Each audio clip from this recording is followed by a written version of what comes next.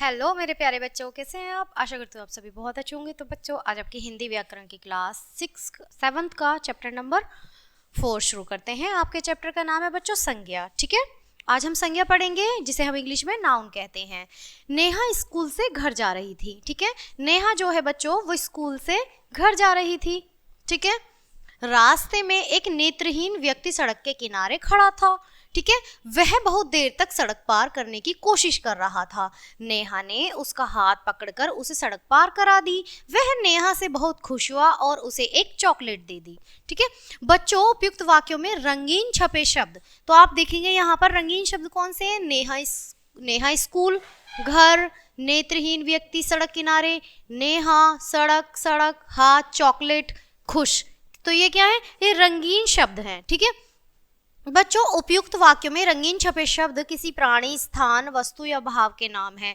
नाम का बोध कराने वाले शब्द भी हमें संज्ञा कहलाते हैं। ठीक है, किसी व्यक्ति, स्थान, वस्तु अथवा भाव का बोध कराने वाले शब्दों को हम संज्ञा कहते हैं बच्चों। ठीक है, चित्र देख रहे हैं आप। नेहा एक किसी नेत्रहीन व्यक्ति को सड़क पार करा रही है। चलिए आगे बढ़ते हैं बच्चों। अब आप देखेंगे संज्ञा के भेद, जिसे हम इंग्लिश में काइंड्स ऑफ नाउन कहते हैं। ठीक है, यहाँ देखेंगे आप संज्ञा के 5 भेद होते हैं। व्यक्तिवाचक संज्ञा, जातिवाचक संज्ञा, भाववाचक संज्ञा, समूहवाचक संज्ञा और द्रव्यवाचक संज्ञा। ठीक है, 5 होते हैं। आगे देखेंगे। सबसे पहले हम बात करेंगे व्यक्तिवाचक संज्ञा की। ठीक है, जिसे हम प्रॉपर नाउन कहते हैं। जो शब्द किसी व्यक्ति विशेष, स्थान विशेष अथवा विषय, वस्तु विषय का बोध कराते हैं वे व्यक्तिवाचक संज्ञा कहलाते हैं। जैसे यहाँ उदाहरण दिए गए हैं बच्चों, नीलम और सागर दिल्ली चले गए। ठीक है, जो नीलम और सागर दिल्ली चले गए, कहाँ गए? दिल्ली। तो किसी स्थान की बात हो रही है, प्रसिद्ध स्थान की। ठीक है, रामायण हिंदू की पवित्र पुस्तक है। तो रामायण क्या है? एक प्रसिद्ध बुक है। तो क्या है? तो इसमें ये प्रसिद्ध बुक की बात हो रही है, किताब की बात हो रही है। मथुरा यमुना के किनारे बसा है। तो क्या ये भी एक स्थान की बात हो रही है। ठीक है, और नीलम और सागर ये क्या? व्यक्ति की बात हो रही है। ठीक है, अब आप यहाँ देखेंगे उपयुक्त वाक्यों में रंगीन शब्द किसी विशिष्ट व्यक्ति, वस्तु तथा मतलब वह स्थान का बोध करा रहे हैं, अतः ये सभी शब्द व्यक्तिवाचक संज्ञा कहलाते हैं। अब आप देखेंगे बच्चों जातिवाचक संज्ञा। ठीक है, जातिवाचक संज्ञा जिसे हम कॉमन नाउन कहते हैं। आप देखेंगे जो शब्द किसी प्राणी, वस्तु अथवा स्थान की पूरी जाति का बोध कराते हैं, मतलब वो क्या है, ठीक है, वे जातिवाचक संज्ञा कहलाते हैं। जातिवाचक संज्ञा से संपूर्ण जाति का बोध होता है। ठीक है, जैसे बच्चे दौड़ रहे हैं, बच्चे दौड़ रहे हैं। अब यहाँ पर बच्चे क्या है? जातिवाचक संज्ञा आ रही है। टोकरी में फल रखे हैं, तो हमें आभास हो रहा है टोकरी में फल रखे हैं। आप देख पा रहे हैं, चित्र दिया गया है, टोकरी में फल रखे हैं। वह विद्यालय जा रहा है। तो अब आप देखेंगे कि उपयुक्त वाक्यों में रंगीन शब्द किसी प्राणी, वस्तु तथा स्थान की संपूर्ण जाति का बोध करा रहे हैं, अतः ये सभी जातिवाचक संज्ञा के उदाहरण हैं। अब आप देखेंगे कि भाववाचक संज्ञा, ठीक है, जिसे हम अब्स्ट्रैक्ट के नाउन कहते हैं। अब देखेंगे जिन शब्दों से पदार्थ अथवा प्राणियों के गुण, दोष, अवस्था, भाव का ज्ञान होता है वे भाववाचक संज्ञा कहलाते हैं। अब यहाँ पे भी उसके उदाहरण दिए गए हैं बच्चों। उदाहरण है, उसे नौकरी नहीं मिली। तो यहाँ जो नौकरी है तो रंगीन शब्द है नौकरी। ठीक है, कृष्ण बचपन में बहुत शरारती थे। तो कृष्ण बचपन में, तो क्या है कि बचपन क्या है? शरारती। तो भाव क्या होता है बच्चों? हमारे जो अंदर से भाव प्रकट होता है। ठीक है, बचपन एक भाव है। ठीक है, महंगाई दिन पर दिन बढ़ती जा रही है, महंगाई भी एक भाव है बच्चों। ठीक है, और नौकरी भी नहीं, नौकरी भी भाव है। अब आप देखेंगे इन वाक्यों में उपयुक्त रंगीन शब्द प्राणियों के गुण, दोष आदि का बोध करा रहे हैं। ये सभी भाववाचक संज्ञा के उदाहरण हैं। भाववाचक संज्ञा को हम स्पर्श नहीं कर सकते। जो हमारी भावना होती है बच्चों, उसे हम स्पर्श नहीं कर सकते, इसलिए वो भाववाचक संज्ञा केवल अनुभव कर सकते हैं। तो क्या है? वही हमारी भाववाचक संज्ञा होती है।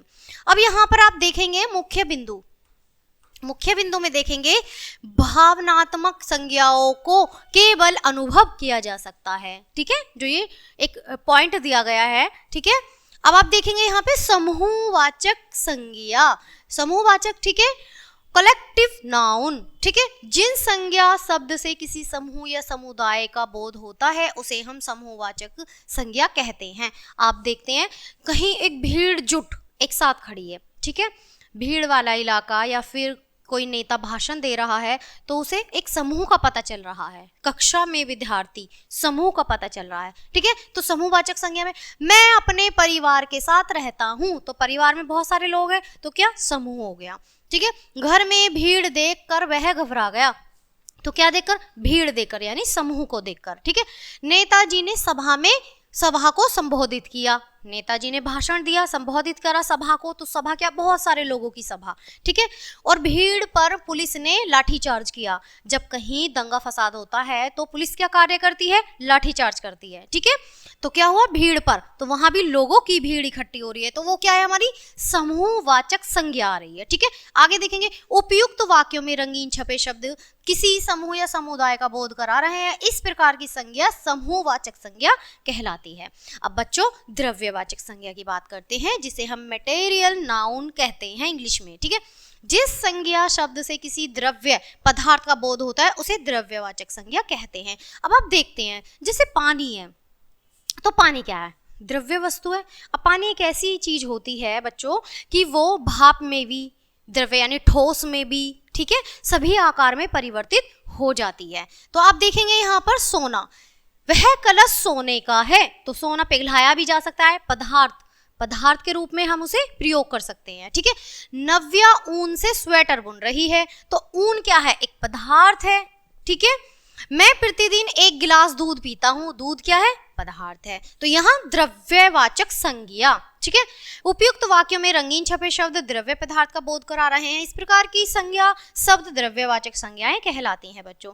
समूहवाचक द्रव्यवाचक संज्ञाओं को अधिकांश हिंदी भाषा के विद्वानों ने संज्ञा के अलग भेद न मानकर इन्हें जातिवाचक संज्ञा के अंतर्गत ही माना है। आपको मैंने ऊपर जातिवाचक पढ़ाया था, तो ये जो समूहवाचक, क्योंकि इसमें लोगों की बात हो रही है, और जो द्रव्यवाचक है इसमें वस्तु की बात हो रही है, तो हमारी वस्तु और जो प्राणी होते हैं वो हमारे किसमें, जातिवाचक संज्ञा में, इसीलिए इन्हें एक समान माना गया है। तो बच्चों आगे बढ़ते हैं। अब आप देखेंगे भाववाचक संज्ञाएं बनाना, ठीक है। भाववाचक संज्ञाएं कैसे बनाएंगे हम, कुछ शब्द मूल रूप से भाववाचक होते हैं, जैसे सत्य, भाव है हमारा, सत्य, असत्य, हिंसा, अहिंसा, न्याय, अन्याय, सुख दुख, दया, कृपा आदि, ये क्या है, भाव है। किंतु कुछ भाववाचक संज्ञाएं मूल शब्दों से प्रत्यय जोड़कर बनती है, इन्हें व्युत्पन्न भाववाचक संज्ञाएं कहते हैं। ये भाववाचक संज्ञाएं जातिवाचक संज्ञा, सर्वनाम, विशेषण, क्रिया एवं अपव्ययों के साथ प्रत्यय जोड़कर बनाई जाती है। इनका विवरण इस प्रकार है। अब यहाँ पर बच्चों तालिका दी गई है जातिवाचक संज्ञा से भाववाचक संज्ञा बनाने की, यानी जाति से भाव को प्रयोग यानी परिवर्तित करने की। तो अब हम देखेंगे जातिवाचक संज्ञा, एक कॉलम में जातिवाचक है, दूसरे कॉलम में हमारा भाववाचक है।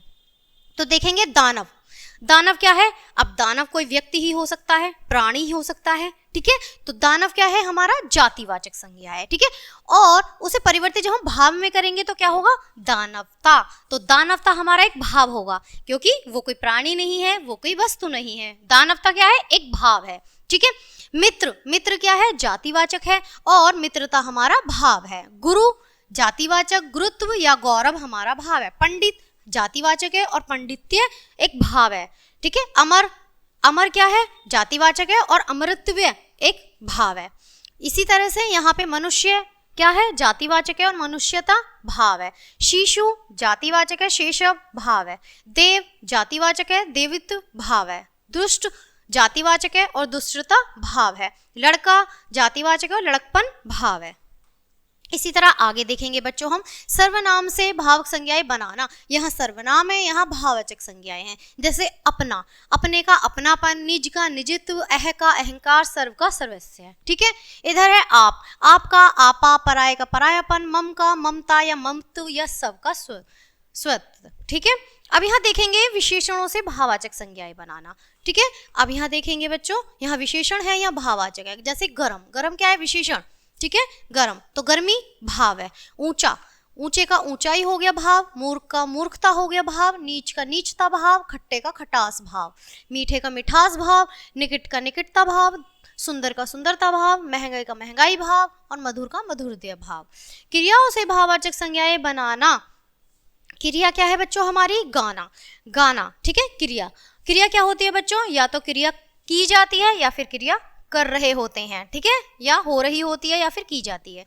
तो देखेंगे गाना, गाना क्या है? क्रिया है, और गान, कोई गाना होगा तभी तो गान होगा, तो क्या है? वो भाव है। पहनना क्रिया, पहनावा भाव। लड़ना क्या है? क्रिया और लड़ाई भाव। सीना क्रिया और सिलाई भाव। हंसना क्रिया और हंसी भाव। पीना क्रिया और पान भाव। रंगना क्रिया और रंगाई भाव। उठना क्रिया उठ भाव। काटना क्रिया है और कटाई भाव। गहराना क्या है? क्रिया है और गहराई भाव। अब आप आगे देखेंगे बच्चों अपव्यय, ठीक है। अपव्यय से भाववाचक संज्ञाएं बनाना। यहाँ देखेंगे शीघ्र, शीघ्र से भाव है हमारा शीघ्रता। मना से मनाही, नीचे से नीचाई। समीप से समीपता, दूर से दूरी, भीतर से भीतरी। आप देखेंगे स्मरणीय बिंदु। अब तक हमने अपने पाठ में क्या पढ़ा, एक बार नजर डाल लेते हैं। किसी व्यक्ति, स्थान, वस्तु अथवा भाव का बोध कराने वाले शब्दों को संज्ञा हम कहते हैं बच्चों। संज्ञा के 5 भेद होते हैं: व्यक्तिवाचक, जातिवाचक, भाववाचक, समूहवाचक तथा द्रव्यवाचक संज्ञा। किसी विशेष व्यक्ति, स्थान या वस्तु के नाम को हम व्यक्तिवाचक संज्ञा कहते हैं। एक ही जाति की वस्तुओं का बोध कराने वाली शब्दों को हम जातिवाचक संज्ञा कहते हैं बच्चों। जिन शब्दों से पदार्थ अथवा प्राणियों के गुण, दोष, अवस्था, भाव का ज्ञान होता है वे भाववाचक संज्ञाएं कहलाते हैं। जिस संज्ञा शब्द से किसी समूह या समुदाय का बोध होता है उसे समूहवाचक संज्ञा कहते हैं। जिस संज्ञा शब्द से किसी द्रव्य या पदार्थ का बोध होता है उसे द्रव्यवाचक संज्ञाएं कहते हैं। भाववाचक संज्ञाएं जातिवाचक संज्ञा, सर्वनाम, विशेषण, क्रिया और अव्यय शब्दों से बनाई जाती हैं। तो बच्चों ये था आपका संज्ञा पाठ, ठीक है, नाउन। मैं आशा करती हूँ पाठ आपको बहुत अच्छे से समझ आया होगा। तो इसी के साथ बच्चों मैं विदा लेती हूँ, मिलती हूँ आपसे एक प्यारे से चैप्टर के साथ। तब तक के लिए बाय, थैंक्स फॉर वॉचिंग।